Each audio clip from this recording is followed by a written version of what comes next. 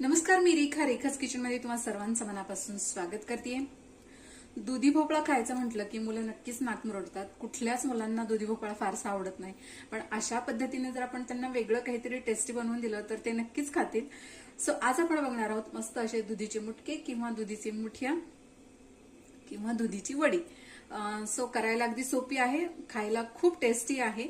So यासाठी आपल्याला साहित्य काय लागणार आहे, कशा पद्धतीने बनवायचं आहे, चला तर मग बघून घेऊया।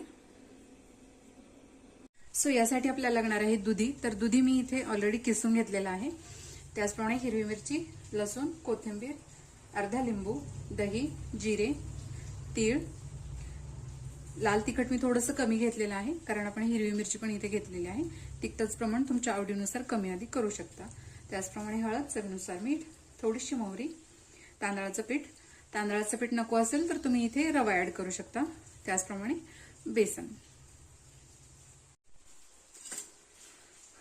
सर्वात आधी आपण इथे दुधी घेणार आहोत।